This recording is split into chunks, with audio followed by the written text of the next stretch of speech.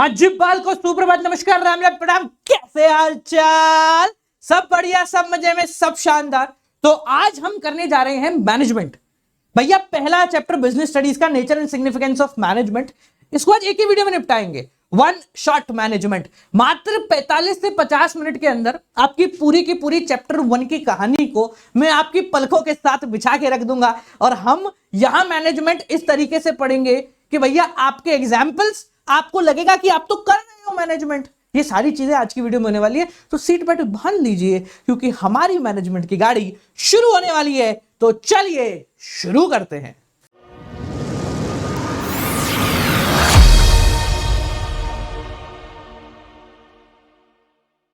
Business studies की शुरुआत करने से पहले एक जरूरी बात जो कि आप सभी को ध्यान रखनी है वो ये है कि यार बिजनेस स्टडीज कक्षा 11वीं के अंदर तुमने जो पढ़ी थी ना, जो थ्योरेटिकल कॉन्सेप्ट, वैसी की वैसी बिजनेस स्टडीज कक्षा 12वीं में नहीं है।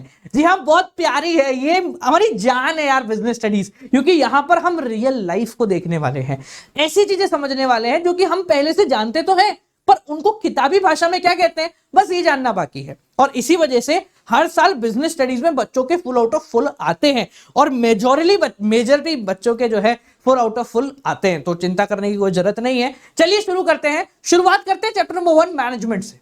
अब मैनेजमेंट होता क्या है पहले वो समझना, बिल्कुल क्लियर कट समझाऊंगा, डेफिनेशन से नहीं, तुम्हें उस तरीके से जैसे तुम्हें समझना है। तुम्हारे घर में कभी शादी हुई है, भाई की, बहन की, कोई अड़ोसी पड़ोसी, मतलब कोई खास वाला आदमी होता ना जिसकी शादी का मेजरली दारोमदार आप ही के कंधे पे या आपके पिताजी के कंधे पे, या आपको लग रहा है कि यार मेरे कंधे पे ही है, तो उस पर्टिकुलर समय में हम क्या करते हैं? उस पर्टिकुलर समय में हम कोशिश करते हैं कि हमारे पास सिर्फ टेंशन लेने का काम हो, बाकी सारे काम करने के लिए आदमी रखे हुए हैं। जैसे हलवाई को हलवे का काम समझाना, टेंट वाली को उसके काम समझाना, ठीक है, कोई आ रहा है तो उसको बताना, अरे यार ये भी आ गए, चलो चलो चलो जल्दी चलो, करते हैं सबको ऐसा करने का अलग ही शौक होता है।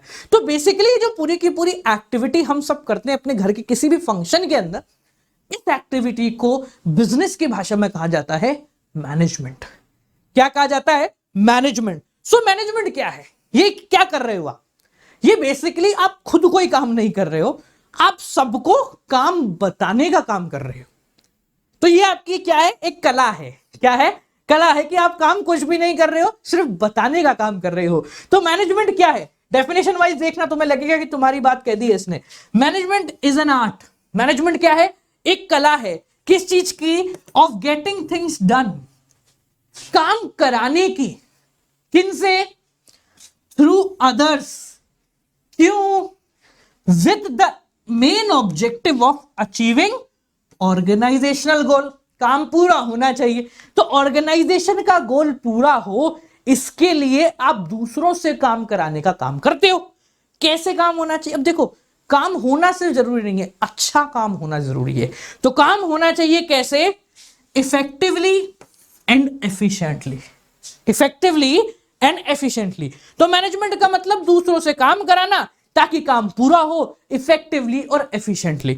अब बात ये आती है, सर इन दोनों वर्डों का मतलब क्या है? What do we mean by effectiveness and what do we mean by efficiency?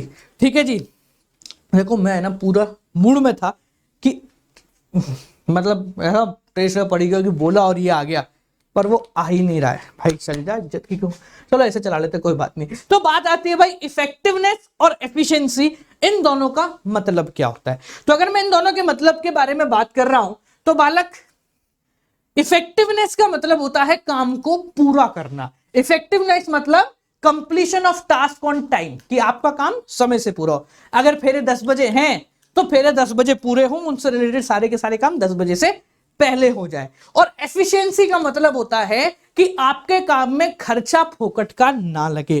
दोनों के बीच में डिफरेंस समझना। इफेक्टिवनेस का मतलब है काम पूरा होना, और एफिशिएंसी का मतलब होता है फुल्ली यूटिलाइजेशन ऑफ रिसोर्सेज। क्या मतलब होता है? Fully utilization of resources. समझ में आ गया मेरी बात को? क्लियर है तो मुझे भी देख लो, ठीक है जी। तो दोनों चीज समझ में आ गई। तो मैनेजमेंट का मतलब है काम पूरा करना इफेक्टिवली एंड एफिशिएंटली, ताकि हमारे ऑर्गेनाइजेशन का गोल क्या हो? पूरा हो। अब हम बात करते हैं मैनेजमेंट के फीचर्स के बारे में कि मैनेजमेंट कैसा है। देखो सीधी सी बात, सब चीजें भूल जाओ, तुम शादी करा रहे हो तो तुम क्या ध्यान रखोगे? फीचर का मतलब क्या होता है, पहले इस बात को समझ लेना। मैं आपसे पूछूं कि जनाब मेरे सामने एक लैपटॉप रखा है, इसके फीचर क्या है, तो आप क्या बताओगे कि सर इसकी स्क्रीन इतनी बड़ी है, ठीक है, इसके अंदर ये वाला प्रोसेसर लगा हुआ है, ठीक है, इसके अंदर ये है, इसके अंदर वो है, इसके अंदर ऐसा हो जाता है वैसा, मतलब बेसिकली उस पर्टिकुलर चीज से रिलेटेड जो जो चीजें तुम्हें दिख रही हैं वो तुम उनके बारे में बता दोगे, ठीक है। तो वही चीज यहां पर भी होती है, यहां पर फीचर का कोई ऐसा सेपरेट सा मतलब नहीं होता है, there is no different meaning of feature here. तो इसके अंदर अगर मैं मैनेजमेंट के बारे में बात कर रहा हूं कि भैया हमारा मैनेजमेंट कैसा है, तो सबसे पहली चीज, अगर तुम शादी का काम करा रहे हो या घर की कोई पूजा की जिम्मेदारी तुम्हारी है, तो क्या करना है, क्या क्या होगा चीजों में, तुम्हारा मेन टारगेट क्या होगा, जल्दी बताओ मेन टारगेट क्या होगा। जनाब हमारा मेन टारगेट होगा एम्स एट अचीविंग ऑर्गेनाइजेशन गोल, कि हमारी ऑर्गेनाइजेशन का गोल क्या हो, अचीव हो जाए, यानी कि हम जो काम करना चाह रहे हैं वो काम क्या हो जाए, पूरा हो जाए। अच्छा एक बात बताओ, तुमने हलवाई को एक बार समझा दिया, क्या वो पूरा का पूरा काम कर लेगा? क्या तुम्हें उसके पास बस बैठ जाना है? नहीं ना, हमें वो काम बार बार करना पड़ेगा। अरे ऐसे नहीं, ऐसे, अरे तू अभी भी नहीं समझा, चल चल चल चल चल मेरे साथ चल। तो मैनेजमेंट क्या है, एक कंटिन्यूअस प्रोसेस है। मैनेजमेंट क्या है, एक कंटिन्यूअस। जिन बालकों को नहीं दिख रहा हो यहां पर, बालक थोड़ा सा क्वालिटी को बूस्ट कर लो अपना, ठीक है जी। आपको क्वालिटी हो सकता है 720 या 1080 दिख रहा हो, but this is a 4K quality, तो आपकी बढ़ जाएगी, ठीक है ना। हमने स्क्रीन मिररिंग कर रखी है तो इसलिए आपको कम इंटरनेट में काम होगा। अच्छा एक बात बताओ, तुमने सारे काम कर लिए, फिर भी तुम्हारे घर वाले क्या बोलेंगे, मम्मी क्या बोलेगी, क्या कर रहा है तुम्हें से, फालतू बैठा हुआ है, ऑर्डर चलाया जा रहा है। तो मैनेजमेंट क्या है जनाब, मैनेजमेंट एक इंटेंजिबल है। क्या है, एक इंटेंजिबल प्रोसेस है। इंटेंजिबल प्रोसेस का मतलब हम देख नहीं सकते इसको, हाँ इसकी प्रेजेंस आप फील कर सकते हो कि भाई सारा काम प्रॉपरली हो रहा है, मतलब मैनेजमेंट ठीक ठाक है, पर ये दिखता नहीं है, मतलब यू कांट से ये मैनेजमेंट है, ठीक है जी। समझ में आ गई मेरी बात, क्लियर हो गया। अच्छा एक बात बताओ, मैंने अभी आपको बोला आपके घर में शादी हो तो करना पड़ेगा, कोई फंक्शन हो तो करना पड़ेगा, कोई बिजनेस चलाना है तो करना पड़ेगा, यानी हर पर्टिकुलर कंडीशन के अंदर हमें मैनेजमेंट करना पड़ेगा। तो मैनेजमेंट क्या है, मैनेजमेंट एक परवेसिव एक्टिविटी है। परवेसिव का मतलब क्या है बिजनेस स्टडीज के अंदर, परवेसिव का मतलब इट इज रिक्वायर्ड एवरीवेयर, हर जगह रिक्वायर्ड होती है, चाहे छोटी ऑर्गेनाइजेशन हो, मीडियम ऑर्गेनाइजेशन हो, बहुत बड़ी ऑर्गेनाइजेशन हो, ब्लू चिप ऑर्गेनाइजेशन हो, कैसी भी हो, हर जगह मैनेजमेंट की रिक्वायरमेंट तो होती ही होती है। समझ में आ गया, क्लियर है। अच्छा एक बात बताओ, जैसे तुम्हारे पिताजी ने तुम्हारे चाचा की शादी में मैनेजमेंट किया होगा, क्या तुम्हें एग्जैक्टली उसी तरीके से मैनेजमेंट करना है? नहीं करना ना। अच्छा तुमने कल हलवाई को जो चीज समझाई थी, आज क्या सेम चीज समझाओगे? नहीं समझाओगे, ठीक है। तो मैनेजमेंट क्या है जनाब, एक रेगुलर चेंजिंग फंक्शन है, एक डायनामिक फंक्शन है, यानी समय के साथ बदलता रहता है, हमें लगातार भी कर रहा है, कंटिन्यूस भी लगातार भी करना है और बदलाव भी करते चलना है। तो इसलिए मैनेजर की जेब में रोकड़ा आता है, क्योंकि उसे लगातार मैनेजमेंट करना है और बदलते भारत के साथ, बदलती दुनिया के साथ बदलते भी रहना है। समझ में आ गई मेरी बात? तो हाँ बोलेंगे सर ये बहुत बढ़िया। आगे बढ़े। अब इसके अंदर एक चीज तो है भाई, क्या कि हमें कंबाइन करना पड़ेगा इफेक्टिवनेस को एफिशिएंसी से। हमें क्या करना पड़ेगा, इफेक्टिवनेस को एफिशिएंसी से कंबाइन करना पड़ेगा। यानी कि इफेक्टिवनेस मतलब काम पूरा भी होना चाहिए और कम खर्चे में भी होना चाहिए। इसी को तो माता जी कहते हैं, इसी को कहते हैं ना, काम पूरा भी हो और खर्चा भी कम लगे। That is what we call as a perfect manager, जिनको हमारी माता जी बोलते हैं। घर की जो हमारी माता जी ने, उनसे सीख लेना कभी मैनेजमेंट क्या होता है। Give you the proper advice. उनको पता नहीं होगा कि शायद वो क्या कर रही हैं, बट वो तुम्हारी पूरी बिजनेस स्टडीज चला रही हैं, ठीक है। अब मैनेजमेंट के अंदर दो ऐसे फीचर होते हैं जो कि तुम्हें सेपरेटली पढ़ने पड़ते हैं। ये तो सारे कॉमन है, इसमें ये आप किसी के लिए भी यूज कर सकते हो, ये किसी के लिए भी यूज कर सकते हो, ये किसी भी के लिए भी यूज कर सकते हो। ये 3-4 फीचर ऐसे हैं जो पूरी बिजनेस स्टडीज में किसी भी पॉइंट के अंदर तुम डाल सकते हो, बुरा नहीं मानेगा, चल जाएगा काम तुम्हारा, ठीक है। कुछ स्पेसिफिक फीचर है, जैसे मैनेजमेंट इज मल्टी डायमेंशनल। अब ये वर्ड समझना, मल्टी डायमेंशनल मतलब अलग अलग जगह अलग अलग तरीके का मैनेजमेंट है, अलग अलग डायमेंशन में काम करता है। 3 डायमेंशन के बारे में बात करेंगे, काम, लोग और ऑपरेशन। काम, लोग और ऑपरेशन। सबसे पहले आता है कि मैनेजमेंट में क्या है, हमें काम करवाना पड़ता है। क्या करना पड़ता है, काम के बारे में देखना पड़ता है, काम पूरा हो रहा है कि नहीं हो रहा। तो it has the basic purpose of achieving organizational goal, कि हमें काम पूरा करवाना होता है। ठीक है, अब काम पूरा किससे कराओगे, तो यहां पर आपको मैनेजमेंट करना पड़ेगा, किनका, लोगों का। सही लोग होने चाहिए, इतने होने चाहिए, इतने नहीं होने चाहिए, ऐसे होने चाहिए, इस प्रकार के नहीं होने चाहिए। तो ये क्या है, लोगों का मैनेजमेंट, काम का मैनेजमेंट। और तीसरा ऑपरेशन, यानी वर्क, पीपल, इन दोनों के मेल को कहते हैं ऑपरेशन, यानी लोगों से काम कराना। हमें पहले काम देख का मैनेजमेंट करना पड़ेगा, कितना काम है, काम को डिस्ट्रीब्यूट करो, ये इसके अंदर आ जाएगा, ये इसके अंदर आ जाएगा, तो ये वाला ऐसे हो जाएगा, ऐसे। तो हमने डिस्ट्रीब्यूशन करा, this is management of work. Management of people मतलब 10 लोग लेकर आओ, इसके अंदर ये टैलेंट होना चाहिए, इसके अंदर ये होना चाहिए, इसके अंदर ऐसा होना चाहिए, इसके अंदर वैसा होना चाहिए, मैनेजमेंट ऑफ पीपल। अब जो लोग आए हैं और जो काम है, दोनों को जोड़ना, यानी लोगों से काम को करवाना। द टास्क और the activity of doing work by the people is basically known as the management of operation. समझ में आ गया, क्लियर हो गया। सो मैनेजमेंट क्या है, मल्टी डायमेंशनल है। सिर्फ काम नहीं देखना होता, सिर्फ लोग नहीं देखने होते, लोगों से सिर्फ काम नहीं, लोगों से काम करवाते हुए नहीं देखना होता, हमें तीनों चीजों का मैनेजमेंट करना बहुत ज्यादा जरूरी है। अंतिम फीचर के बारे में बात करें तो भैया अंतिम फीचर ये रहा कि मैनेजमेंट क्या है, एक कंपोजिट फंक्शन है। कंपोजिट मतलब कोई एक प्रोसेस नहीं है जनाब, ये इसके अंदर बहुत सारे सीरीज ऑफ प्रोसेस हैं। अब यहां बहुत सारे सीरीज ऑफ प्रोसेस का मतलब तुम्हारी पूरी की पूरी पुस्तक भरी पड़ी है। Part A of complete business studies rely on this particular 5 different points only. इन सबके इंडिविजुअल चैप्टर्स हैं जो कि आपको बिजनेस स्टडीज के अंदर पढ़ने हैं। Planning, organizing, directing, staffing, controlling, planning, organizing, staffing, directing and controlling. इसको हम पोस्डेक भी कहते हैं, POSDC। ठीक है, कुछ लोग इसको पोस्डेक कहते हैं, कुछ अपनी अपनी भाषा में कुछ भी बोलते हैं। तो बेसिकली इसका मतलब क्या है कि मैनेजमेंट के अंदर हम लोगों को बहुत सारे स्टेप सीक्वेंस के अंदर लेने पड़ते हैं, तब जाके मैनेजमेंट होता है। हमें पहले प्लानिंग करनी पड़ेगी, कैसे होगा उसके हिसाब से ऑर्गेनाइज करना पड़ेगा चीजों को, फिर लोगों के बारे में बात करना पड़ेगा, फिर लोगों को डायरेक्शन देना पड़ेगा, और फिर कंट्रोलिंग करनी पड़ेगी, यानी कि कैसा काम हुआ। जो अभी आपने मल्टी डायमेंशनल पढ़ा ना, वो इसी के अंदर आ सकता है। देखो ये क्या है, मैनेजमेंट ऑफ वर्क, प्लानिंग करना, उसके हिसाब से डिस्ट्रीब्यूशन करना। ठीक है, स्टाफिंग का मतलब क्या है, मैनेजमेंट ऑफ पीपल एक तरीके से। ठीक है, और डायरेक्टिंग और कंट्रोलिंग में क्या है, मैनेजमेंट ऑफ ऑपरेशन। ठीक है जी, तो ये चीज बता रहा है कि बेसिकली कंपोजिट प्रोसेस इस तरीके से है, और मल्टी डायमेंशनल के अंदर ऐसे ऐसे काम जो है आपका हो रहा होता है। समझ में आ गया बाल को, क्लियर हो गया सबको? हाँ जी बाल को, सुप्रभात, नमस्कार, राम राम, प्रणाम, कैसे हाल चाल। तो आज हम बात करने वाले हैं मैनेजमेंट से रिलेटेड ऑब्जेक्टिव की। पिछली वीडियो में ये देख लिया कि मैनेजमेंट होता क्या है, कैसे काम करता है। आज की वीडियो में देखेंगे मैनेजमेंट करते क्यों है, और इस ऑब्जेक्टिव को समझने के लिए एक प्रैक्टिकल एग्जांपल लेंगे, एक ऐसी कंपनी का जिसने आते ही पूरे टेलीकॉम सेक्टर में हंगामा मचा दिया और पूरे सेक्टर को कंप्लीटली डिस्टर्ब कर दिया। चलिए शुरू करते हैं। अपने काम को दूसरों से कराना ताकि काम पूरा भी हो और इफेक्टिवली और एफिशिएंटली भी किया जाए, इसको हम मैनेजमेंट कहते हैं। पर ये मैनेजमेंट करते क्यों है? देखो, सबसे पहले समझना ऑब्जेक्टिव वर्ड का मतलब क्या होता है।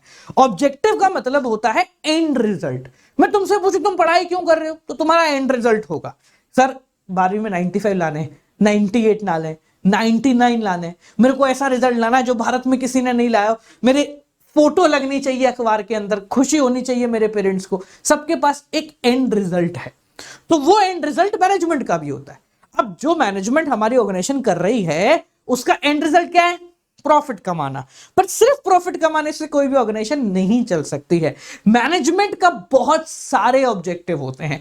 3 बेसिक कैटेगरी है जिसके अंदर हम ऑब्जेक्टिव ऑफ मैनेजमेंट को डिस्ट्रीब्यूट करते हैं। एक होता है ऑर्गेनाइजेशनल, दूसरा होता है सोशल, तीसरा होता है पर्सनल। ऑर्गेनाइजेशनल, सोशल और पर्सनल, तीनों को समझना। ऑर्गेनाइजेशन मतलब हमारी ऑर्गेनाइजेशन क्या चाहती है हमसे, भाई पैसा कमाओ, रोकड़ा कमाओ, ग्रोथ करो, ये करो, वो करो। पर्सनल का मतलब हमारे लोग क्या चाहते हैं, मतलब मेरा एम्प्लॉय क्या चाह रहा है मुझसे, ठीक है, मेरे मैनेजर्स क्या चाहते हैं मुझसे, उनका क्या गोल है। तीसरा सोशल, यानी कि जिन लोगों के लिए साथ में काम कर रहा हूं, जिस सोसाइटी में मैं काम कर रहा हूं, वो सोसाइटी क्या चाहती है, अच्छा प्रोडक्ट मिले, अच्छी क्वालिटी मिले, नेचर फ्रेंडली हो, ठीक है, इस तरीके के गोल्स होते हैं। तो यहां पर ऑब्जेक्टिव्स को 3 कैटेगरी के अंदर डिस्ट्रीब्यूट किया है। मैं पहली कैटेगरी पकड़ता हूं, ऑर्गेनाइजेशनल ऑब्जेक्टिव, और इसको हम उसी कंपनी के नाम से समझेंगे जिसने टेलीकॉम सेक्टर में आके तहलका मचा दिया। आज से कुछ साल पहले जब हम 350 रुपए में 1 GB इंटरनेट यूज करते थे तो माहौल अलग था। हम लोग नेट ऑन करते थे और जो भी मैसेज आने हैं वो मैसेज आए, नेट ऑफ करके फिर चेक करते थे ताकि थोड़ा एक्स्ट्रा नेट ना चला जाए। 1 MB नेट को मैंने 4 दिन चलाया, ये मुझे आज भी याद है। तो ऐसा ही सब कुछ चल रहा था। फिर एक कंपनी आई, उस कंपनी ने आके कुछ ऐसा किया कि आज हम 350 रुपए में पता नहीं कितना इंटरनेट जो है यूज कर सकते हैं। उस कंपनी का नाम है रिलायंस जियो। रिलायंस जियो, और रिलायंस जियो ने जो काम किया ना वो कोई बहुत अलग नहीं था। उसने बेसिक्स को पकड़ा, उस फंडामेंटल को पकड़ा जो आज की क्लास के अंदर आप पढ़ने वाले हैं, ऑर्गेनाइजेशन ऑब्जेक्टिव के हेड के अंदर। जब भी एक कंपनी किसी नए सेगमेंट में आती है वो 3 स्टेप्स के थ्रू गुजरती है। सबसे पहला स्टेप होता है सर्वाइवल। पहला स्टेप क्या होता है? सर्वाइवल। जब रिलायंस आया तो उसके सामने बहुत बड़े बड़े मार्केट प्लेयर्स थे, जैसे एयरटेल, जैसे आइडिया, वोडाफोन, BSNL। तो इतने बड़े बड़े प्लेयर्स के साथ एक नई कंपनी अपनी जगह कैसे बनाएगी? तो उसने सबसे पहला काम किया, जो लगना है लगने दो, सरवाइव करो। जो लगना है लगने दो, सरवाइव करो। आपको पता है जब रिलायंस आया था ना, उसने जब सिमें निकाली थी तो बहुत सारे लोग ऐसे थे जिन्होंने रिलायंस के जियो के स्टोर पे जाके ये बोला था कि भैया एयरटेल वाली फ्री सिम दे देना। तो वो खुद कंफ्यूज, भाई एयरटेल वाली फ्री सिम? बोले हाँ वो फ्री इंटरनेट मिल रहा है। बोले वो जियो की सिम है। बोले ये कौन सी सिम होती है? बोले मुझे तो सिर्फ इतना पता है कि फ्री में इंटरनेट मिल रहा है। तो नई कंपनी को जब भी एक नए मार्केट में एंटर करना होता है उसका सबसे मेन ऑब्जेक्टिव होता है कि मैं कैसे भी करके क्या कर लूं, सर्वाइव कर लूं। जियो ने सर्वाइव करने के लिए अरबों रुपए खर्च कर दिए, बिकॉज उसके पास बहुत सारे पैसे थे। आपको फ्री में इंटरनेट दिया, इतनी लत लगाई आपके इंटरनेट की। पहले आपके बस स्टैंडों पे खंबे खड़े कर दिए, अनलिमिटेड इंटरनेट यूज कर रहे हैं आप सभी, ठीक है। फिर जैसे जैसे वो ट्रेंड पुराना होने लगा उन लोगों ने सिम्स निकाल दी, वो भी एक सैमसंग के फोन के साथ निकाल दी। फिर धीरे धीरे उसको जनरलाइज करना शुरू करा, हमें आदत लगा दी, हमारे खून में इंटरनेट भर दिया उन लोगों ने। जब ये सब हो गया था जियो पूरी तरीके से कंगला हो गया था, क्योंकि सिर्फ बांटे जा रहा था, बांटे जा रहा था, बांटे जा रहा था, बांटे जा रहा था। अब बारी आ गई थी हमारे दूसरे ऑब्जेक्टिव की, जिसका नाम है प्रॉफिट। क्या है? प्रॉफिट। अब जियो ने 1-1.5 साल, 2 साल, 3 साल लगाने के बाद प्रॉफिट कमाना शुरू किया। प्रॉफिट कमाने के लिए उन्होंने ऐसे डायरेक्टली महंगा नहीं कर दिया, उन्होंने सिर्फ 99 रुपए का एक प्रीमियम सब्सक्रिप्शन प्लान निकाला, जिसके अंदर कुछ नहीं है, जिसके अंदर कुछ भी नहीं है, बस आपको वो लेना है। क्यों लेना है वो किसी को आज तक पता नहीं लगा। कुछ बेसिक सी चीजें हैं, कुछ सस्ता पड़ेगा, ये पड़ेगा, वो पड़ेगा। तो भारत के हर बंदे ने वो 99 रुपए वाला प्लान जो है लेना शुरू करा, तो जियो की इनकम शुरू हुई। फिर धीरे धीरे जियो ने अपनी कॉस्टिंग देखी, कॉस्टिंग के हिसाब से क्या करा, प्राइस को सेट ऑन करा, और फिर जियो एक प्रॉफिटेबल बिजनेस ऑर्गेनाइजेशन की तरह आगे बढ़ने लगा। फिर उसने प्रॉफिट के बारे में सोचा, और आज हम सब जो है अच्छे खासे पैसे देकर जियो का इंटरनेट यूज कर रहे हैं। अब प्रॉफिट होने के बाद कंपनी रुक जाती है, पर जियो ने ऐसा नहीं किया और उसको अपने तीसरे ऑब्जेक्टिव की तरफ भागा, जिसका नाम था ग्रोथ, यानी कि आगे बढ़ना। प्रॉफिट होने के बाद अगला काम हर ऑर्गेनाइजेशन का यही होना चाहिए कि वो आगे बढ़े, और आपने देखा कि जियो अलग अलग फील्ड में जा रहा है, ठीक है। कहीं वो फाइबर लगा रहा है, कहीं वो अपनी एंटरटेनमेंट कंपनी क्रिएट कर रहे हैं, कहीं कुछ क्रिएट कर रहे हैं, कहीं मोबाइल फोन्स में आ गए, कहीं किसी और चीज में आ गए, कहीं वर्चुअल रियलिटी में जा रहे हैं। तो ये क्या है? ग्रोथ। दुनिया की हर ऑर्गेनाइजेशन को अपने ऑर्गेनाइजेशन ऑब्जेक्टिव को इसी फ्लो में करना पड़ता है, जो कि पहला है survival, then profit, then growth. ध्यान रखना है ये सीक्वेंस आप नहीं तोड़ सकते, चाहे आप कुछ भी कर लो, ठीक है। ये सीक्वेंस तोड़ना मतलब नंबर कटना होता है। तो आपका पहले सर्वाइव करोगे, फिर प्रॉफिट कमाओगे, और फिर ग्रोथ के बारे में हम सोच रहे होंगे। समझ में आ गया? ये तो वो ऑब्जेक्टिव है जो हर ऑर्गेनाइजेशन को अपने खुद के पर्सनल ऑब्जेक्टिव, ऑर्गेनाइजेशनल ऑब्जेक्टिव पूरे करने के लिए चाहिए होते हैं, ठीक है। अब सिर्फ प्रॉफिट कमाओगे तो लात पड़ेगी आपके, बहुत गंदी वाली लात पड़ेगी। तो इसके लिए दूसरा काम, जिसको हम कहते हैं हमारे सोशल ऑब्जेक्टिव, मतलब ये सब करते करते आपकी सोसाइटी आपसे क्या चाहती है? सोसाइटी चाहती है बेहतर प्रोडक्ट। सोसाइटी के लिए ऑब्जेक्टिव क्या है? कि आपकी क्वालिटी ऑफ प्रोडक्ट काफी स्टैंडर्डाइज हो, एम्प्लॉयमेंट अपॉर्चुनिटी आप जनरेट करें, सिर्फ मशीनों से काम नहीं कराएं, एनवायरमेंट फ्रेंडली चीजों का इस्तेमाल करें, ठीक है। चैरिटी भी आप रेगुलर बेसिस पे करते चलें, ठीक है। तो ये सारी चीजें क्या है? ये वो चीजें हैं जो आपकी सोसाइटी आपसे चाहती है, ठीक है। तो ऑर्गेनाइजेशन को ये सब करते करते इन चीजों का भी आपको ध्यान रखना है। आप ध्यान रखेंगे बहुत बेहतर तरीके से काम होगा। फॉर एग्जाम्पल मान लो जियो ने एक चैरिटी ऑर्गेनाइज कर दी कि भाई इस महीने जितनी भी कमाई होगी वो हम सब इस पर्टिकुलर चैरिटी के अंदर देंगे। तो ऑर्गेनाइजेशन का ऑब्जेक्टिव पूरा होने के पहले सोशल ऑब्जेक्टिव पूरा हुआ, और इससे एट द एंड होना वही है। जब लोगों को दिखा यार चैरिटी कर रही कंपनी कितनी अच्छी है, चलो यार हम भी इसमें खरीद लेते हैं, तो इस तरीके से क्या होगा, लोग कंपनी को जानेंगे और उसमें पैसा लगाएंगे। ये सब लॉन्ग टर्म ग्रोथ के लिए काम करता है। तो अगर आप सोशल ऑब्जेक्टिव पूरा कर रहे हो ना, तो लंबे समय में ही आपको रिटर्न ला के देंगे, दैट्स फॉर श्योर। समझ में आ गई मेरी बात? तो हाँ बोलेंगे सारे के सारे, ठीक है। तो ये हो गया सोसाइटी क्या चाहती है। हाँ, सोसाइटी चाहती है आप फ्री में दे दो सारा सामान, वो पॉसिबल नहीं है, पर जियो ने वो भी करके दिखाया कुछ महीने के लिए, ठीक है। तीसरा ऑब्जेक्टिव की तरफ आते हैं, शायद आपको नीचे का थोड़ा नहीं दिख रहा होगा, ठीक है। तीसरा ऑब्जेक्टिव है पर्सनल ऑब्जेक्टिव, मतलब हमारे बंदे हमसे क्या चाहते हैं, what do our people want. हमारे लोग क्या चाहते हैं, जो हमारे काम कर रहे हैं, एम्प्लॉइज हैं, मैनेजर्स हैं, वो क्या चाहते हैं? वो चाहते हैं कि सर हमारी अच्छी सैलरी हो, हमारी रेगुलर ट्रेनिंग हो,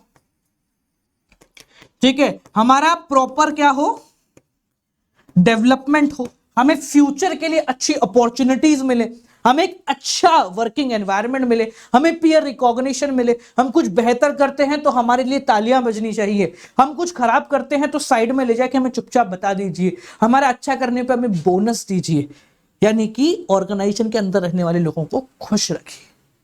तो हर ऑर्गेनाइजेशन के ये स्पेसिफिक 3 ऑब्जेक्टिव होते हैं जो कि हर ऑर्गेनाइजेशन को पूरे करने हैं। अगर वो पूरे करती है ओ भाई तो अच्छी बात है, नहीं पूरे करती है तो खराब बात है, ठीक है जी। समझ में आ गया बालको सबको? क्या आप कभी स्कूल की तरफ से पिकनिक गए हो?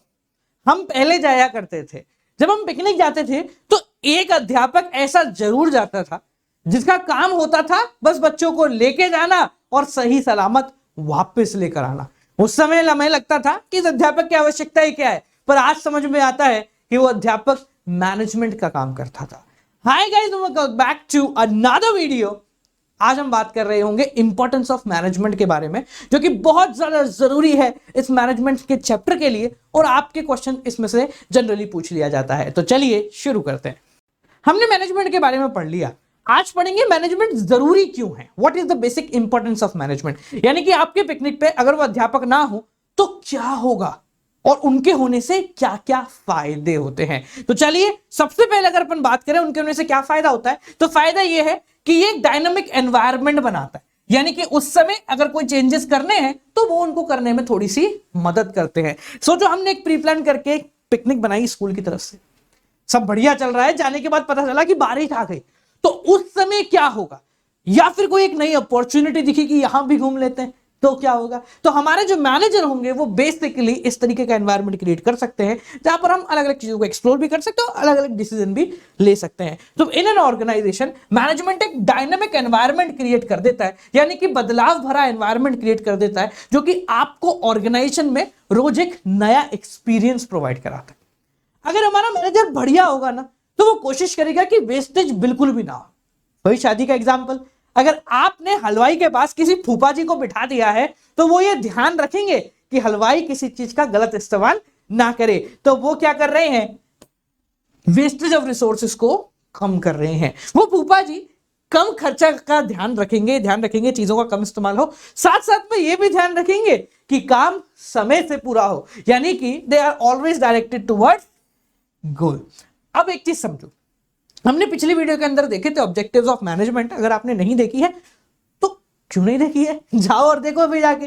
तो हमने उसके अंदर देखा था कि ऑर्गेनाइजेशन के 3 प्रकार के ऑब्जेक्टिव्स होते हैं, एक होता है ऑर्गेनाइजेशन, दूसरा होता है सोशल, तीसरा होता है पर्सनल। तो अगर हम प्रॉपर मैनेजमेंट के बारे में बात करते हैं कि अच्छा मैनेजर होगा तो वो ये ध्यान रखेगा कि प्रॉफिट के साथ साथ हमारे इंप्लॉइज को भी नुकसान ना हो, यानी कि ऑर्गेनाइजेशनल ऑब्जेक्टिव के साथ साथ पर्सनल ऑब्जेक्टिव भी पूरे हों। और इसीलिए जो चौथी इंपॉर्टेंस है मैनेजमेंट की वो है it helps in achieving personal objective. ये हार्मोनी क्रिएट करता है, ये कोशिश करते हैं कि सब मिलजुल के काम करें, सब एक साथ काम करें, ये टीम वर्क को प्रमोट करते हैं, ठीक है जी। अगर मैनेजर नहीं होगा तो क्या होगा, सब इधर चल रहा है, टेंट वाला बोल रहा है हलवाई चला बट हलवाई बोल रहा है टेंट वाले को, चला हटा दे अभी इसमें तेल गिरा दूंगा। अगर प्रॉपर मैनेजर होगा तो ये सारी चीजें सही होंगी और दोनों एक साथ मेल मिलाप करके जो है कार्य कर रहे होंगे। और आखिरी पॉइंट है health and development of society too. 2 objective के बारे में बात करी, ऑर्गेनाइजेशन ऑब्जेक्टिव जो कि कहां पर था ये रहा तुम्हारा organization objective, helps in achieving personal objective, ये पर्सनल हो गया। तीसरा हमारा क्या हो गया, ये हो गया सोशल ऑब्जेक्टिव। तो आपने देखा कि जब हम इंपॉर्टेंस ऑफ मैनेजमेंट के बारे में बात कर रहे हैं तो हमने अचीवमेंट ऑफ ऑब्जेक्टिव सीधे बता दिए, और जब ऑब्जेक्टिव का अचीवमेंट बताया तो 3 पॉइंट तो हमारे इजीली निकल कर आ गए ना। तो बिजनेस स्टडीज के अंदर कभी भी चीजें मुश्किल नहीं है, बस उनको देखने का नजरिया है। अगर आप देखने का नजरिया बदल सकते हैं तो आप बिजनेस स्टडीज में पूरे के पूरे 100 नंबर ला सकते हैं, गारंटी मैं दे रहा हूं, और मैं दिला दूंगा पूरे के पूरे 100 नंबर अगर आप मेरे साथ कनेक्टेड रहेंगे तो। अब चलिए अगले टॉपिक के बारे में बात करते हैं, जो कि है नेचर ऑफ मैनेजमेंट। कि यार मैनेजमेंट है कैसा, मतलब बेसिकली हमने मैनेजमेंट के बारे में बात करी, ये है क्या चीज, कौन सा कीड़ा है ये, क्या ये आर्ट है, क्या ये साइंस है, या ये प्रोफेशन है। तो देखो आर्ट से मेरा मतलब वो आर्ट साइंस कॉमर्स वाला नहीं है, आर्ट का मतलब एक कला है। और मैनेजमेंट की डेफिनेशन भी ये कहती है कि management is an art of getting things done through other with the aim of achieving organizational goal effectively and efficiently. है कि नहीं है, बोलो हाँ, है ना। तो क्या मैनेजमेंट पूरी तरीके से एक आर्ट है, तो फिर कॉमर्स में क्यों पढ़ाई जा रही है भाई, या पूरी तरीके से साइंस है। चलिए देखते हैं, समझते हैं क्या चीज है। तो पहली बात अगर मैं करूं तो मैनेजमेंट में आर्ट्स के कुछ फीचर हैं, जैसे आप पढ़ रहे हैं तो existence of theoretical knowledge. Arts का मतलब क्या होता है, बेसिकली कला क्या होती है कि पहले की कोई नॉलेज हो जिसको आप अपनी इच्छा से इंप्रोवाइज कर रहे हैं। पेंटिंग क्या है, painting is an art. Designing क्या है, डिजाइनिंग इज एन आर्ट। ठीक है, एडिटिंग क्या है, editing is also an art.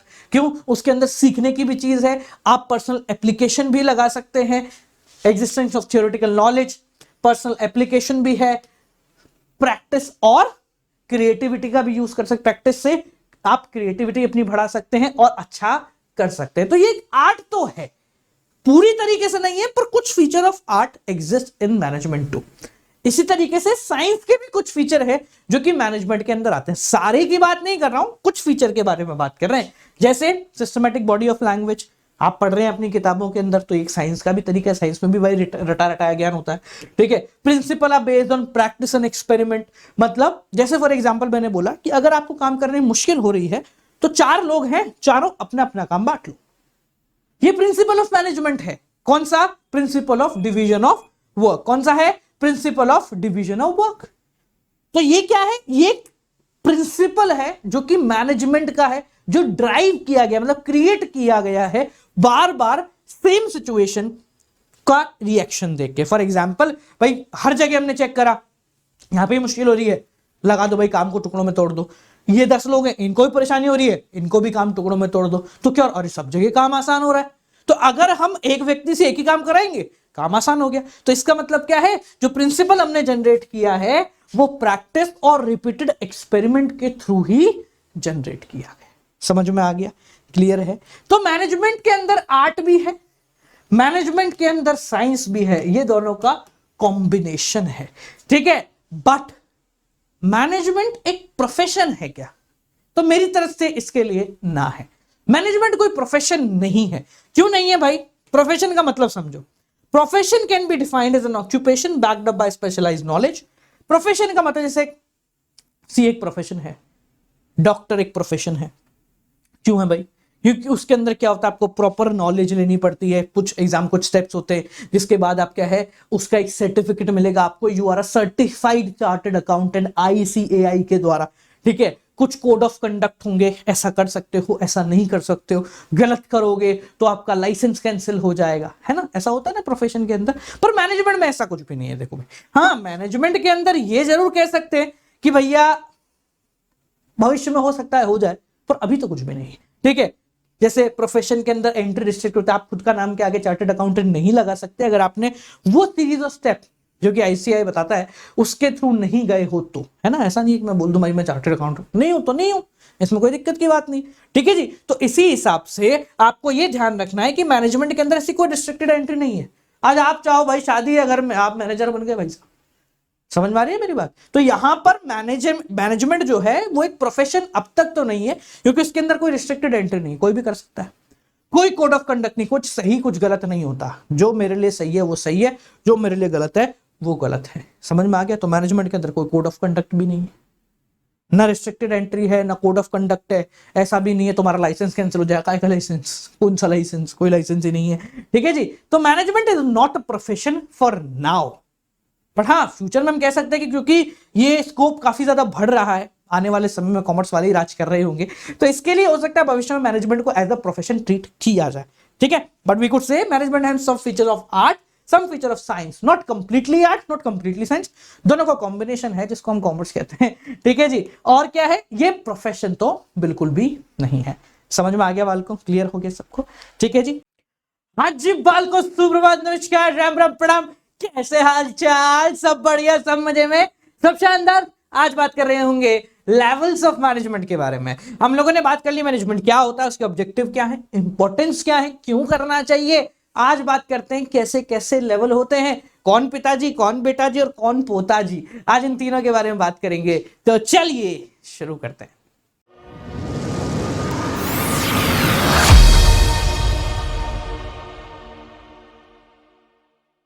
देखो समझना ज्यादा मुश्किल नहीं है, बट आसान इसलिए है क्योंकि हम ये चीज होते हुए देखते हैं। एग्जाम्पल लेते हैं तुम्हारे प्रिंसिपल, क्लास टीचर और मॉनिटर का। हाँ, तुम अभी इंक्लूडेड नहीं हो क्योंकि तुम क्लास में रहने वाले बच्चे हो, तो हम यहाँ मैनेजर के बारे में बात कर रहे हैं, हम यहाँ वर्कर्स के बारे में बात नहीं कर रहे। ठीक है, टॉप लेवल मैनेजर मतलब प्रिंसिपल जी, उसके बाद मिडिल लेवल तुम्हारे क्लास टीचर, और फिर मॉनिटर यानी कि जो बीच में रहता है बच्चों के, यानी कि सिंपल भाषा में अगर ऑर्गेनाइजेशन की भाषा में बात करें तो वर्कर्स के बीच के अंदर। ठीक है, क्या होते हैं तीनों, कैसे काम करते हैं, चलिए देखते हैं, एक एक करके तीनों के बारे में समझते हैं। सबसे पहले बात करते हैं भाई, हेलो, टॉप लेवल मैनेजमेंट के बारे में। टॉप लेवल मैनेजमेंट, भाई टॉप लेवल कौन सा होता है, सबसे ऊपर का कौन सा होता है? सबसे ऊपर जो लोग बैठे हैं ना, उनके अंदर होते हैं लीडिंग रोल्स। लीडिंग रोल का मतलब ये वो व्यक्ति होते हैं जिनके नाम से तुम कंपनी को जानते हो। ये वो व्यक्ति हैं जिनके नाम से तुम कंपनी को जानते हो। जैसे रिलायंस जियो किसकी है? ठीक है, तो वहां मौजूद लोगों के बारे में, शेयर होल्डर्स के बारे में बात नहीं कर रहे, हम सिर्फ एक व्यक्ति के बारे में बात कर रहे हैं। क्यों? क्योंकि हम उस ऑर्गेनाइजेशन को उन्हीं लोगों से जानते हैं, they are the face of the organization. ठीक है, so it consist of person who are essential for leading and directing the effort of all the individual. पूरी ऑर्गेनाइजेशन कैसे चलेगी ये उनके एटीट्यूड पर डिपेंड करेगा। ऑर्गेनाइजेशन किस तरीके से रिएक्ट करेगी ये उन पर डिपेंड कर रहा होगा। Example chairman, example board of director, example CEO, example CFO, example COO, ये सारे जो है ना, ये आपके टॉप लेवल मैनेजर के अंदर आते हैं। इनका काम क्या होता है? ये वर्कर से कभी इंटरेक्ट नहीं करेंगे। इनका काम होता है ऑब्जेक्टिव डिसाइड करना कि हम क्या करेंगे, क्यों करेंगे। ठीक है जी, पॉलिसीज बनाना, पैसा जुगाड़ना, ठीक है, दुनिया से इंटरेक्ट करना। ये वो लोग नहीं है जो इन पॉलिसीज पे काम करते हैं, ये वो लोग हैं जो पॉलिसीज बताते हैं कि हमारा ऑब्जेक्टिव है ये करके दिखाओ। जिसे फोर्ड के मालिक ने कह दिया एक ऐसा इंजन बनाना जिसके अंदर डबल साइड काम हो रहा हो। अब कैसे होगा ये वर्कर देखेंगे, कैसे होगा ये मिडिल लेवल, लोअर लेवल और वर्कर्स के पास चला जाएगा। बट उनका काम था एक पॉलिसी बनाना, उनका काम था एक ऑब्जेक्टिव सेट ऑन करना। समझ में आ गया मेरी बात? तो टॉप लेवल मैनेजर का काम सिर्फ ऊपर ऊपर का होता है। ये वो लेवल है जो दुनिया को दिखता है। इनके एटीट्यूड के हिसाब से कंपनी के ऑब्जेक्टिव्स बदल जाते हैं, ये ध्यान रखना। तो टॉप लेवल मैनेजर बहुत स्लीक और बहुत क्लियर होना चाहिए, तभी काम चलेगा। ठीक है, दूसरे आते हैं आपके मिडिल लेवल मैनेजर्स, टॉप के बाद वाले। अब प्रिंसिपल के बारे में तो बात कर ली, उन्होंने कहा अनुशासन होना चाहिए, पर उन्होंने पूरी ऑर्गेनाइजेशन को कहा है, आपकी क्लास को कहा ही नहीं कहा है। ये कैसे पता चलेगा? जब आपके क्लास टीचर ये बात आपको बताएंगे या मॉनिटर को बताएंगे। ठीक है, तो मिडिल लेवल मैनेजर्स का काम वो क्लास टीचर्स करते हैं। उनका काम क्या होता है? They are basically responsible for executing the plan that has been made at top level manager. जो टॉप लेवल ने जो प्लान्स बनाए ना, उन प्लान्स को एग्जीक्यूट करने के लिए लोअर लेवल तक पहुंचाने का काम ये लोग करते हैं। ये एग्जीक्यूट नहीं करते, ये उस प्लान को उठा के लोअर लेवल तक ले जाते हैं। यानी कि ये इन दोनों के बीच में क्या काम कर रहे हैं? ये है मिडिल, ये टॉप है, ये लोअर है, ये वाला लोअर है, और ये है तुम्हारा पेन जो है, ये है मिडिल लेवल मैनेजमेंट। तो टॉप लेवल ने पॉलिसी बनाई, लोअर लेवल उसको फॉलो करेगा, मिडिल लेवल उस पॉलिसी को क्या करेगा? टॉप लेवल से लोअर लेवल पे ट्रांसमिट करेगा।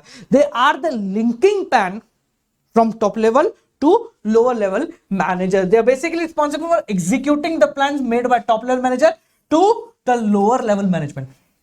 इनके अंदर बेसिकली क्लास के टीचर्स या ऑर्गेनाइजेशन में कहें तो डिपार्टमेंट के हेड्स होते हैं, जैसे sales head, production head, marketing head, advertisement head. ये लोग वो होते हैं जिनको सिर्फ हेड बनने का काम होता है कि भाई लोअर लेवल में कैसे काम। ये टॉप से बात सुनते हैं, मिडिल में बताते हैं, लोअर तक पहुंच जाते हैं। ठीक है, इनका काम क्या होता है? इनका काम होता है कि अपने रिस्पेक्टिव डिपार्टमेंट के हिसाब से प्लान क्रिएट करें। मतलब हमने टॉप लेवल ने बोल दिया कि हमें थोड़ा 15 अगस्त आ रहा है, तो एक काम करो, थोड़ा सा इमोशनल टच दे दो। ये टॉप लेवल ने बोल दिया भाई। अब भाई मार्केटिंग डिपार्टमेंट इमोशनल टच कैसे देगा? इसका प्लान कौन बनाएगा? इसका प्लान बनाएगा, काम करेंगे तुम्हारे मिडिल लेवल। कौन सा वाला? मार्केटिंग हेड काम करेगा उसके ऊपर। ठीक है, जो उन्होंने प्लान बनाया है, जो पॉलिसी बनाई है, उसको लोअर लेवल मैनेजर तक पहुंचाने का काम कि भाई जो लोअर लेवल मैनेजर है ना, उस तक पहुंचाओ। तू वर्कर के साथ कनेक्ट है तो काम कर, ऐसा करना कि प्रोडक्ट पे थोड़ा सा मेड इन इंडिया चमके। ठीक है जी, तो ये काम कैसे होगा? टॉप लेवल की कहानी थी, मिडिल लेवल की जुबानी थी और लोअर लेवल तक पहुंचानी थी। ठीक है जी, ये कोऑर्डिनेशन बनाने का काम करते हैं बाकी डिपार्टमेंट के साथ, प्रोडक्शन डिपार्टमेंट, सेल्स के साथ, मार्केटिंग जो है एडवर्टाइजमेंट के साथ, इन सब के साथ कोऑर्डिनेशन बनाने का काम करते हैं और अपने एम्प्लॉइज को मोटिवेट करने का काम करते हैं। बेसिकली लोअर लेवल मैनेजर्स को और उनके नीचे वर्कर्स को मोटिवेट करने का काम करते हैं। तुम ऐसा करोगे तो बढ़िया रहेगा, ये करोगे तो ज्यादा बेहतर रिस्पॉन्स आएगा, ऐसा कर सके तो कितना बढ़िया रहेगा, सोच के देखो बालकों। ठीक है जी, अब इसके बाद तीसरे लोअर लेवल मैनेजर। अब एक चीज समझ लेना, दिमाग में बिठा लेना, हम यहां मैनेजर्स के बारे में बात कर रहे हैं, वर्कर्स के बारे में बात नहीं कर रहे। सुन लेना इस बात को, we are talking about managers not worker. Worker lower level के नीचे आएंगे। बहुत कंफ्यूज होते हैं लोग, जब मैं लोअर लेवल मैनेजर के बारे में बात करता हूं तो हमारे दिमाग में चले जाता है वो बंदा जो काम कर रहा है फैक्ट्री में। नहीं, जो फैक्ट्री में काम कर रहा है वो वर्कर है, ये उससे ऊपर वाला मैनेजर है जो उन सभी वर्कर्स को संभालता है। ठीक है, फॉर एग्जाम्पल सुपरिटेंडेंट, सुपरवाइजर की नौकरी लगी है मेरी। सुपरवाइजर मतलब फैक्ट्री लेवल पे जो वर्कर काम कर रहे हैं उनको मॉनिटर करने की नौकरी है मेरी, उनको देखना कि वो काम कर रहे हैं नहीं कर रहे। यानी कि ये तुम्हारा मॉनिटर हो गया, ये एक्चुअल में वर्कर्स के बीच में बैठा हुआ है, ये एक्चुअल में उन वर्कर से बात कर रहा है, ये एक्चुअल प्रॉब्लम ऑफ वर्कर्स को पकड़ सकता है, ये उनकी प्रॉब्लम्स को मिडिल लेवल तक ले जा सकता है और क्लास टीचर ने जो बात बताई है उसको वर्कर्स को अब वर्करों की भाषा के अंदर समझा सकता है। समझ में आ रही है ना मेरी बात? तो ये लोअर लेवल मैनेजर है, ये रिस्पॉन्सिबल होता है क्वालिटी कंट्रोल के लिए और क्वांटिटी के लिए। किसके लिए? Quality and quantity control. हमने तो बता दिया ऐसा काम करना है, ठीक है। अब उसकी वजह से क्वालिटी बिगड़ जाएगी तो किसका गला पकड़ोगे? मान लो तुम्हारी सिम जो है उसमें रिचार्ज 28 दिन की जगह 26 दिन में खत्म हो गया, तुमका अंबानी जी को फोन लगाओगे? नहीं ना, तुम कॉल सेंटर फोन लगाओगे। रिलायंस के कॉल सेंटर पे फोन लगाया जाए, जियो के कॉल सेंटर पे फोन लगाया जाए। तो अब ये क्वालिटी कंट्रोल के लिए एक्चुअल में रिस्पॉन्सिबल होते हैं। क्वालिटी हो गई, कॉस्टिंग हो गई, इनके कंट्रोल के लिए इनको पकड़ा जाता है, क्योंकि यही तो है जो ग्राउंड लेवल पे काम कर रहे हैं। समझ में आ रही है मेरी बात? तो हाँ बोल देना फटाक से, बहुत बढ़िया। ठीक है, ये मैनेजर्स हैं, वर्कर नहीं है। ये वर्करों को इंस्ट्रक्ट करने का काम, करने का काम क्या है? वर्करों को इंस्ट्रक्ट करना, तुम्हें ऐसे करना है, तुम्हें वैसे करना है, ये ध्यान रखना। इनके मेन फंक्शन क्या है? वर्कर्स की प्रॉब्लम को मिडिल लेवल तक पहुंचाना। अब जनरली हर ऑर्गेनाइजेशन के अंदर प्रॉब्लम क्या होती है? वर्कर्स की प्रॉब्लम जो है ना, कोर प्रॉब्लम, उसको समझ नहीं पाता टॉप लेवल, क्योंकि वो कभी वहां गया ही नहीं, वो कभी वहां गया ही नहीं। फॉर एग्जाम्पल मैं आपसे पूछूं यार, 100 रुपए के अंदर पूरा महीना घर कैसे चलाया जाता है, तो आप आइडिया लगाओगे, एग्जैक्ट नहीं बता पाओ, क्योंकि आपने वो काम कभी किया ही नहीं। सही बात है कि नहीं? बोलो हाँ। ठीक है, तो इसी तरीके से जो हमारा टॉप लेवल मैनेजर है वो कभी वर्कर्स की प्रॉब्लम को एड्रेस नहीं कर सकता, क्योंकि वो कभी वर्कर के साथ रहा ही नहीं है। आप जब रहे ही नहीं हो तो आप कैसे बता दोगे क्या प्रॉब्लम है? मेरे को नहीं बता सकते ना। तो इसके लिए कौन रिस्पॉन्सिबल है? जो लोअर लेवल मैनेजर है, जो मॉनिटर तुम्हारी क्लास का, वो पकड़ता है सही बात। अच्छा ये प्रॉब्लम है, ला बता। समझ रहे हो मेरी बात? तो ये पकड़ लेता है वहां से, वो ला दे दे मेरे को रगड़ा। समझ में आ रही मेरी बात? तो हाँ बोले सारे के सारे, बहुत बढ़िया। ठीक है, सो ये रिस्पॉन्सिबल होते हैं कि वर्कर्स की जो कोर प्रॉब्लम है उसको उठा के मिडिल लेवल तक पहुंचाए, ताकि मिडिल लेवल टॉप लेवल तक पहुंचाए और आगे जो है बात चल सके। अगर मिडिल लेवल पे काम हो जाता तो अच्छी बात है। ये क्वालिटी कंट्रोल के लिए रिस्पॉन्सिबल भी होते हैं। ये कोशिश करते हैं कि वेस्टेज जो है वो कम हो। यही भी कोशिश करते हैं कि इंप्लॉइज की प्रॉपर सेफ्टी रहे और ये वर्कर्स के साथ डायरेक्ट कनेक्शन रहते हैं। और सीधी बात बोले तो ये फीडबैक के लिए ज्यादा रिस्पॉन्सिबल होते हैं। किसके लिए? फीडबैक के लिए। आपको पता है, आप जो 12वीं बिजनेस स्टडीज पढ़ोगे ना, ये बिजनेस को अंदर से जानने का मौका देगी। बाहर से तो सब जानते हैं, अच्छा ये प्रॉफिट है, 8 का सामान 10 में बेचा, 2 का प्रॉफिट हो गया। अंदर से अच्छा टॉप लेवल होता है, फिर ये यहाँ अच्छा ये प्रॉब्लम्स है क्या, ये मिडिल लेवल तक आई, फिर ये लोअर लेवल आ गया, अच्छा इसको भी ये प्रॉब्लम है, तो ये प्रॉब्लम कौन सॉल्व करेगा। ये जो इंटरनल ऑर्गेनाइजेशन होती है ना, ये बड़ी प्यारी स्ट्रक्चर है। अगर इस स्ट्रक्चर को कोई ऑर्गेनाइजेशन बहुत क्लासली और स्मूथली चला लेती है ना, तो उसकी आधी से ज्यादा प्रॉब्लम हो जाती है। समझ रहे हो? हमारी माताजी को कोई नहीं बोलता कि पैसे बचाओ, फिर वो बचाती हैं, और हो सकता है पिताजी को जरूरत पड़ने पर उनको ले जाके दे दें। सेल्फलेस, बिल्कुल कोई टेंशन नहीं है पैसे की। ठीक है, अगर सोचो आपके वर्कर भी इसी तरीके से सेल्फलेस हो जाए, तो पैसा आपका बचाना शुरू करते हैं और बोले हमको तनख्वाह दे दो, हम खुश हैं उसमें, तो कितना बढ़िया काम होगा। तो ऑर्गेनाइजेशन अगर इंटरनली स्मूथ है ना, तो एक्सटर्नली बहुत क्लासी चलेगी। ठीक है जी, चलिए आगे बढ़ते हैं और इस चैप्टर को खत्म करेंगे अगली वीडियो में, अभी नहीं करूंगा मैं। इसके बाद कोऑर्डिनेशन का दोबारा टॉपिक है। रेल की जो 2 पटरियां होती है ना, वो एक दूसरे से कभी मिलती नहीं है, पर आपको पता है प्रॉपर तालमेल से चलती हैं। अगर एक पटरी 1 इंच भी इधर हुई ना, तो तालमेल बिगड़ जाएगा और लाखों पैसेंजर की जान चली जाएगी। सेम केस हमारे मैनेजमेंट में होता है, कोऑर्डिनेशन। अगर आप प्रॉपर कोऑर्डिनेशन से ऑर्गेनाइजेशन को चलाएंगे तो आप खुश रहेंगे, नहीं चलाएंगे तो खुद भी बर्बाद होगे और सारे एम्प्लॉइज की जान भी जाएगी, यानी उनकी नौकरी भी जाएगी। तो चलिए आज बात करते हैं कोऑर्डिनेशन क्या है, क्यों है एंड क्या है इसका नेचर। कोऑर्डिनेशन सिंपल भाषा में बात करें तो कोऑर्डिनेट करते हुए चलना, यानी एक दूसरे से तालमेल बिठाकर चलने का मतलब होता है। अब कोऑर्डिनेशन अगर बात करूं तो ये कोई एक्टिविटी नहीं है जो करनी पड़ती है, ये मजबूरी है। क्योंकि मान लो आपके पास सामान की कमी है और प्रोडक्शन डिपार्टमेंट को ये पता ही नहीं है कि उसको और प्रोडक्शन करना है। वो सोच रहा है कि सामान तो अभी बहुत पड़ा है, स्टॉक अभी बहुत है, तो ये क्या हो गई, गड़बड़। तो कोऑर्डिनेशन अगर ऑर्गेनाइजेशन के अंदर नहीं होगा तो आप कितना भी पैसा लगा लो, कुछ भी कर लो, ऑर्गेनाइजेशन ठप रहेगी। So it is not a task, it is an essence of management. ये कोई एक्टिविटी नहीं है जो कि करनी पड़ती, कोई फंक्शन नहीं है जो कि आपको करना पड़ेगा। ये क्या है, ये एसेंस ऑफ मैनेजमेंट है। सिंपल भाषा में बात की जाए तो synchronization of all the activities is basically known as coordination in the organization. आपने कभी अपने फोन को सिंक्रोनाइज किया? खैर आजकल आपको करने की जरूरत नहीं पड़ती क्योंकि नेट हमेशा हमारा ऑन ही रहता है, तो ऑटोमेटिक होता है। बट आपने कभी एक फोन से डेटा दूसरे फोन में ट्रांसफर किया है? तो जो डेटा आपकी जीमेल आईडी पे पड़ा हुआ है या फिर जो डेटा आपने सिंक्रोनाइज किया हुआ है, वो एक साथ उठ के आ जाता है और आपका फोन डमी कॉपी हो जाता है। इसी प्रकार से ऑर्गेनाइजेशन के सिंक्रोनाइजेशन को बोलते हैं कोऑर्डिनेशन।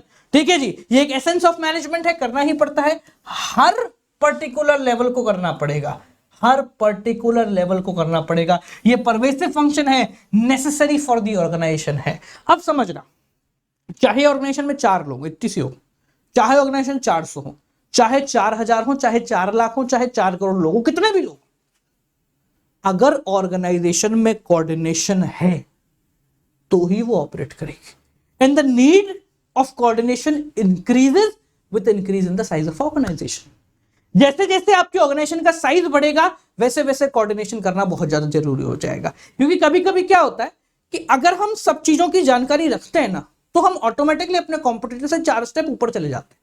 पर अगर हमें जानकारी नहीं है तो हम फेल हो जाएंगे। ये जानकारी कैसे आती है? आपकी पूरी की पूरी प्रोडक्शन लाइन, पूरी की पूरी sales line, advertising line, marketing line, ये सब आपस में कोऑर्डिनेटेड रहनी चाहिए। सबको पता होना चाहिए कि क्या चीज को किस तरीके से मार्केट के अंदर रिप्रेजेंट किया जा रहा है। फॉर एग्जाम्पल, अगर मेरे ब्रह्मास्त्र पीएम बैच के बारे में बात करें, भाई ब्रह्मास्त्र पीएम में है तो मान लो मैंने तुम्हें से कहा डिस्क्रिप्शन में नंबर है, आप लाइव क्लासेस ज्वाइन कर सकते हैं। आपने फोन लगा दिया, हाँ जी मैडम बताइए, नहीं मैडम ही उठाएगी, हाँ जी मैडम बताइए क्या है ब्रह्मास्त्र। मैडम बोले कौन ब्रह्मास्त्र?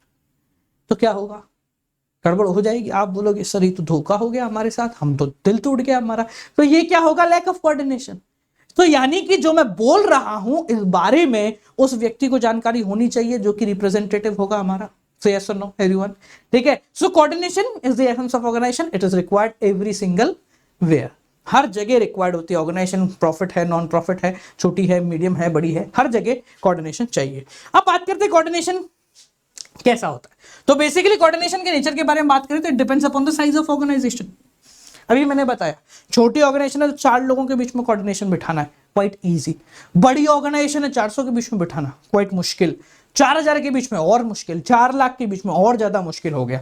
तो जैसे जैसे साइज ऑफ कोऑर्डिनेशन इंक्रीज होता, साइज ऑफ ऑर्गेनाइजेशन इंक्रीज होता है, नीड ऑफ कोऑर्डिनेशन भी आपकी इंक्रीज होती जाती है। दैट इज अ परवेसिव, अभी अपन ने बात करी, चाहे टॉप लेवल हो, लोअर लेवल हो, मिडिल लेवल हो, हर जगह आपको कोऑर्डिनेशन चाहिए। सोचो चेयरमैन बोल रहा है ऐसा कर लेते हैं, सीईओ को पता ही नहीं है, को फाउंडर को याद ही नहीं है चल क्या रहा है जिंदगी में, क्या होगा, ऑर्गेनाइजेशन तिलमिल आ जाएगी, गड़बड़ हो जाएगी, सत्यानाशी हो जाएगी। तो coordination is required everywhere, it is the pervasive function, एक कंटिन्यूअस फंक्शन है, लगातार करना पड़ेगा। ऐसा नहीं कि आज हमने मिलजुल के काम कर लिया, आज सब चीजों को देखते भांज के काम कर लिया, कल नहीं करेंगे, चल जाएगा क्या, नहीं चलेगा, बर्बाद हो जाओगे। आज इतने हुए हो, कल इतने हो गए, आज इतने हुए हो, कल इतने सारे हो जाओगे, समझ में भी नहीं आएगा जिंदगी में चल क्या रहा भाई साहब। समझ में आ गई मेरी बात। Next, it integrates group effort. ये क्या करता है, ग्रुप एफर्ट को इंटीग्रेट करता है, बढ़िया करता है। ये एक ग्रुप एक्टिविटी है। कोऑर्डिनेशन किसके साथ बिठाओगे, इकलौता आदमी खुद के साथ कैसे कोऑर्डिनेशन बिठाएगा।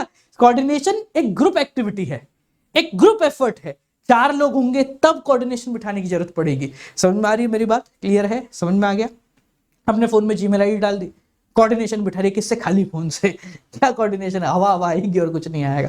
ठीक है, सो कोऑर्डिनेशन ग्रुप के अंदर होता है और ये ग्रुप के एफर्ट्स को सिंक्रोनाइज कर देता है, मिला देता है एक साथ।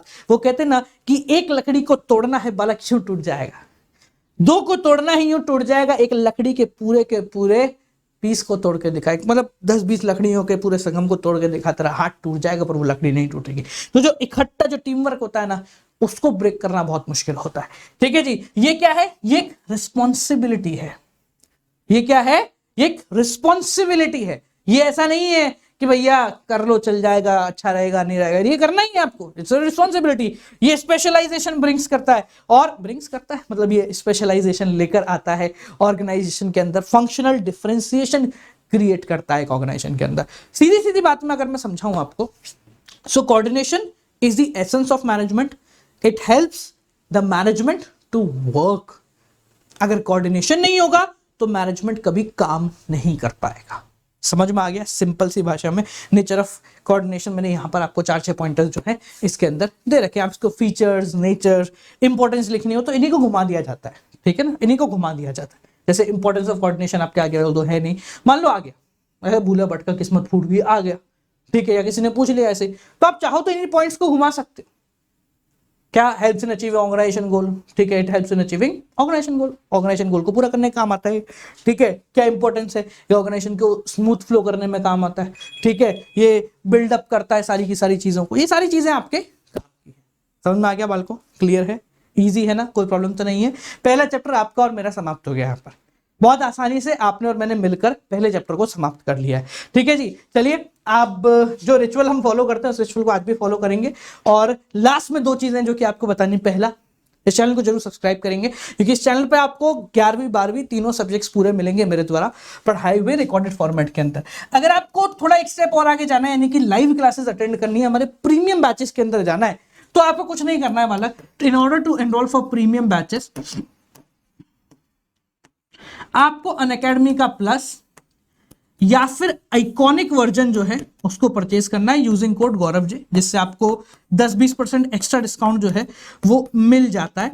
ठीक है जी, और साथ साथ में आप एनडीए के अंदर भर्ती हो जाओगे। एनडीए मतलब बेटा नो डाउट आर्मी। ये मिनिमम कॉस्टिंग के अंदर आपके एक सब्जेक्ट के ऑफलाइन सब्जेक्ट जो आप पढ़ते होंगे कोई सा भी, तो एक की कॉस्टिंग के अंदर हम आपको सारे सब्जेक्ट प्रोवाइड कराते हैं, चाहे वो अकाउंट्स हो, इको, बिजनेस हो, मैथमेटिक्स हो, आईपी हो या कोई और सब्जेक्ट हो, फिजिकल हो, हम सारे के सारे सब्जेक्ट्स आपको उसी एक सब्सक्रिप्शन के अंदर प्रोवाइड कराते हैं। यानी कि ये जो प्लस और आइकॉनिक के प्लेटफॉर्म है ना, ये अमेजॉन प्राइम है पढ़ाई का, जिसके अंदर आपको सारे सब्जेक्ट्स मिलेंगे, आपकी जो इच्छा हो आप पढ़ के आगे बढ़ सकते हैं। ठीक है, इसका प्राइस थोड़ा कम होता है, इसका ज्यादा होता है। ज्यादा इसलिए है क्योंकि इसमें अंदर आपको 1-on-1 मेंटरशिप भी मिलती है, यानी लाइव क्लासेस तो दोनों में मिलेंगी।